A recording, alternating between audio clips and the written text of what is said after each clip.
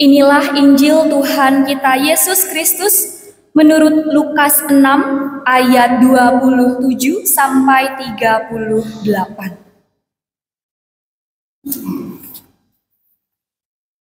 Lukas 6 ayat 27 sampai 38, demikian bunyinya.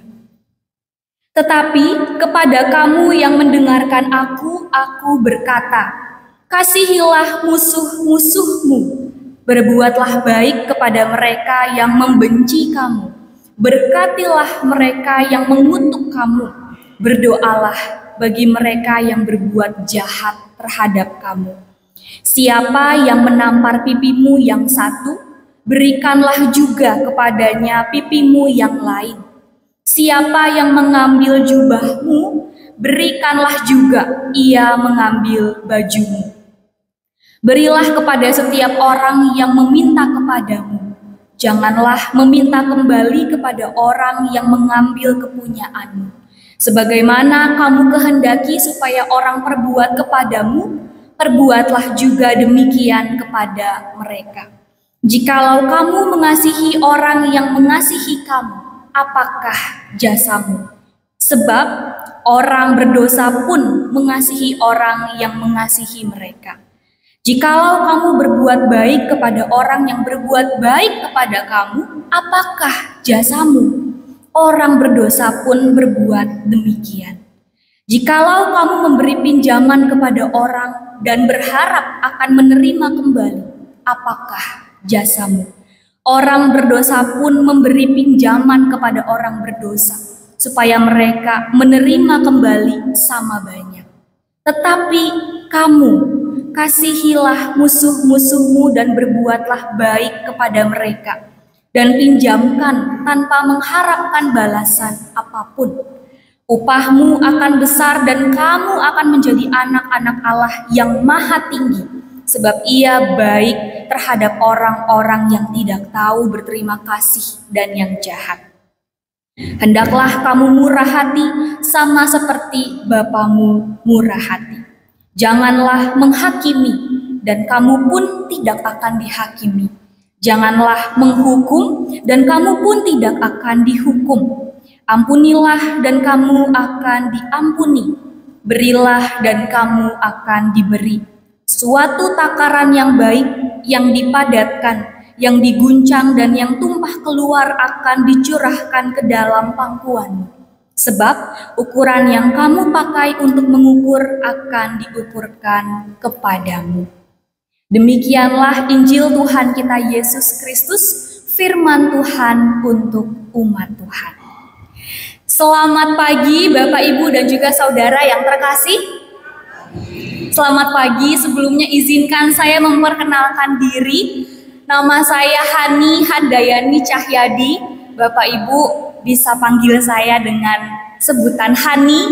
Saya saat ini sedang menjalani tahap perkenalan sebagai calon pendeta di GKI Indramayu. Saya berasal dari Jakarta, secara khusus dari GKI Samanhudi.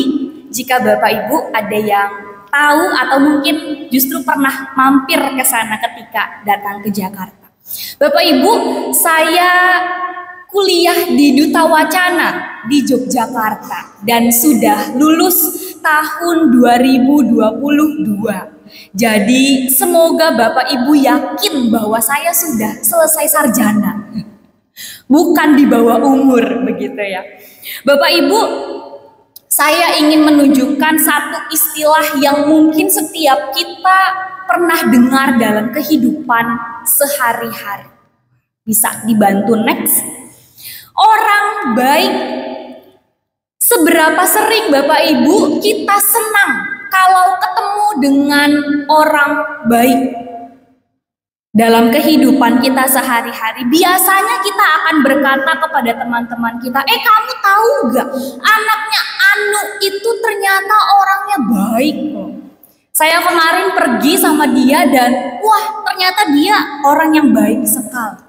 Atau kalau ketemu langsung dengan orangnya kita suka bilang, wih saya suka sama kamu ya, karena kamu itu orangnya baik. Bahwa ternyata kamu itu anaknya sopan sekali. Nah, saya mau tanya kepada Bapak Ibu, biasanya kita menyebut orang lain itu sebagai orang baik kalau mereka itu ngapain sih? Kalau orangnya murah senyum, ramah, kalau diajak ngomong seperti rendah hati begitu ya, suka menolong. Apalagi Bapak Ibu kita sebut orang sebagai orang baik itu kenapa biasanya?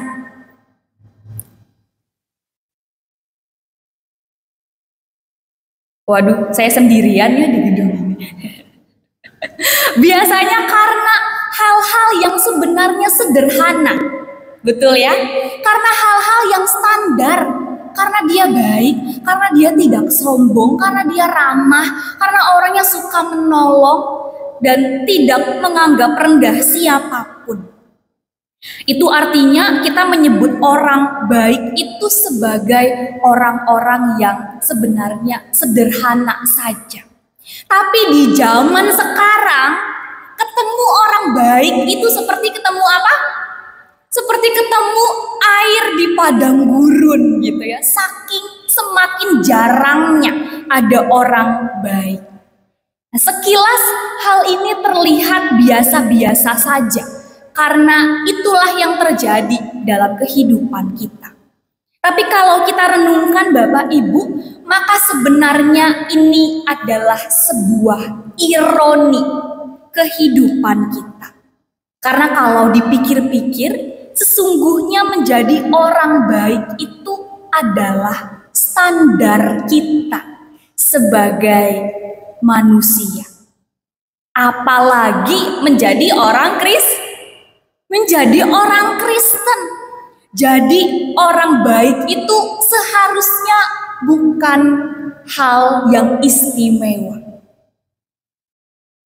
Next lagi, menjadi orang baik itu istilahnya bare minimumnya pengikut Kristus, bukan sesuatu yang seharusnya dibanggakan. Tetapi menyedihkan sekali karena semakin kesini kehadiran orang baik semakin berharga. Semakin berharga kehadiran orang baik berarti semakin jarang ada manusia yang menjadi orang baik di lingkungan kita. Dan itu artinya semakin menyedihkan dunia tempat di mana kita tinggal. Dan saat semua itu terjadi, maka sangat disayangkan. Karena ternyata embel-embel beragama Kristen itu tidak membuat seseorang otomatis menjadi pengikut Kristus yang sejati.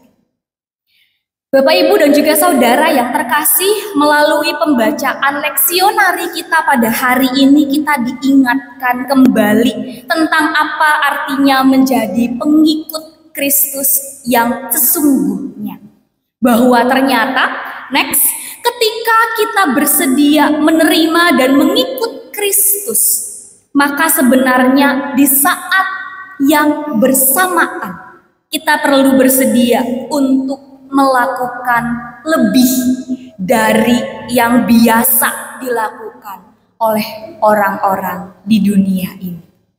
Tidak hanya sekedar menjadi orang baik, tapi juga menjadi orang yang berperilaku benar. Next, dunia ini bilang bahwa kita harus mengasihi orang lain supaya kita pun dikasihi. Betul ya? Sering kita seperti itu.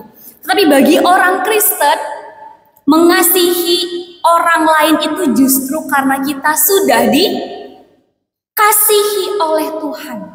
Untuk itu tidak perlu mengharapkan timbal balik dari orang lain karena Tuhanlah penjamin kehidupan kita. Next, dunia ini bilang bahwa orang yang menyakiti kita itu layak untuk dibenci dan juga dihakimi. Tapi bagi orang Kristen, justru orang-orang yang menyakiti kita ternyata memerlukan dukungan doa dari kita. Bahkan ketika orang lain menyakiti kita, sebenarnya itu pertanda bahwa terhadap diri kita yang terbatas ini, Tuhan berikan kuasa untuk mengampuni orang lain. Dan di dalam bacaan kita yang pertama, Alkitab memberikan kita contoh ada manusia yang berhasil menjadi pengikut Allah yang sejati. Next lagi, yang tidak melakukan pembalasan serta penghukuman kepada orang-orang yang sudah menyakiti beliau. Siapa ini Bapak Ibu? Yusuf, belum di next. Jadi Yusuf begitu ya, tidak membalas dan tidak menghakimi bukan berarti kita dilarang untuk merasakan sakit. Namanya disakitin manusia pasti rasanya sakit. Saat kita diminta untuk tidak membalas, bukan berarti kita tidak boleh merasakan sakit. Bukan berarti kita dilarang untuk menangis. Toh, tangisan Yusuf itu menandakan bahwa dia terluka dan pernah begitu marah kepada saudara-saudara yang membuangnya. Apa yang telah saudara-saudaranya lakukan tetap merupakan hal yang salah. Tetapi Yusuf, ia tidak membiarkan perbuatan saudara-saudaranya yang salah itu menjadi penentu kehidupannya. Tidak membalas dan tidak menghakimi itu berarti tidak membiarkan kebencian di dalam diri kita mengendalikan kehidupan kita, menjadi penentu pengambilan keputusan hidup kita. Wah, karena dia sudah menyakiti saya, maka saya akan kerahkan seluruh kemampuan saya untuk menyakiti dia kembali. Wah, karena dia telah mencampakkan saya, maka saya akan berfokus untuk membuat hidupnya tidak tenang.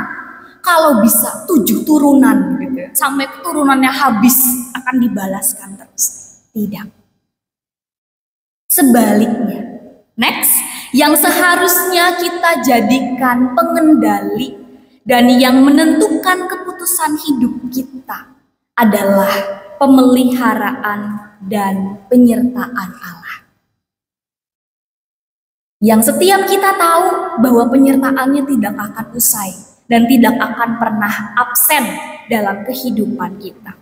Bahkan Bapak Ibu, ketika Yusuf berkata, next, Allah telah mengutus aku mendahului kamu untuk menjaga kelanjutan keturunanmu di bumi dan memelihara hidupmu sehingga banyak yang selamat. Bukan kamu yang mengirim aku, tetapi Allah yang mengirim aku.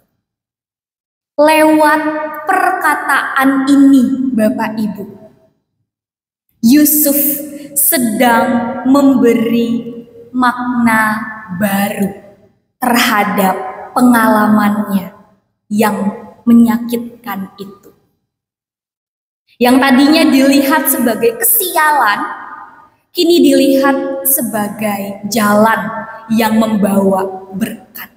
Yang tadinya dilihat sebagai malapetaka, tetapi justru ia lihat sebagai bagian dari rencana Allah di dalam kehidupan. Dan melalui sikap ini, Yusuf mempraktikkan betul apa yang tertulis dalam Injil ketika Yesus berkata, next, kasihilah musuh-musuhmu, berbuatlah baik kepada mereka yang membenci kamu, berkatilah mereka yang mengutuk kamu, berdoalah bagi mereka yang berbuat jahat kepadamu. Dan sebagai manusia biasa, apa yang tertulis ini mungkin adalah sikap yang paling susah untuk dilakukan. Betul Bapak Ibu? Musuh kok didoain, musuh kok dikasihi, diberkati. Wah, susahnya setengah mati begitu ya. Tetapi yang tersulit ini Tuhan percayakan kepada saya dan juga Bapak Ibu untuk kita lakukan. Itu artinya sulit apapun sikap ini, Tuhan yakin bahwa kalau kita punya keinginan yang kuat, maka perlahan-lahan kita akan bisa melakukannya. Sama, Yusuf juga adalah seorang manusia biasa. sama seperti kita. Yang ia butuhkan adalah waktu yang relatif tidak sebentar, dan oleh karena itu kalau kita pun membutuhkan waktu, maka ambillah waktu itu. Dan untuk itu sebagai langkah awal Bapak Ibu bagi kita untuk bisa melakukan sikap lebih dari yang biasa, ada satu hal yang perlu kita jawab dan kita renungkan. Next, kira-kira perilaku orang lain yang mana yang perlu kita maafkan? Yang mungkin sudah terjadi puluhan tahun, belasan tahun yang lalu, tapi masih kita bawa sampai hari ini, bahkan kita ingat betul kejadiannya. Kisah di masa lalu yang mana yang sudah saatnya kita beri makna baru? Perlakuan buruk apa yang menyakitkan kita, tetapi ternyata sebenarnya sudah mengubah kita menjadi pribadi yang lebih baik dibandingkan yang dulu. Yang melaluinya justru kita malah belajar menjadi orang yang menghargai hidup, orang yang menghargai orang lain, menjadi pribadi yang lebih rendah hati. Karena kalau dilihat hanya dari sudut pandang dunia, maka selamanya sampai kita mati pun mungkin kita akan benci terhadap orang itu. Tapi kalau kita mau lihat dari sudut pandang Injil, sudut pandang yang Tuhan berikan, maka kita bisa saja melihat kejadian itu sebagai hal yang justru mendatangkan berkat bagi setiap kita. Malah jadi merasakan kasih Allah yang melampaui segala akal. Dan dengan sengaja saya hendak mengajak Bapak Ibu untuk merenung sejenak dalam rangka mencoba mengingat dan mencari tahu tentang pengalaman hidup mana yang perlu kita beri makna baru. Kita hening sejenak, mungkin sekitar 2 menit sebelum kita mengakhiri khotbah pada hari ini.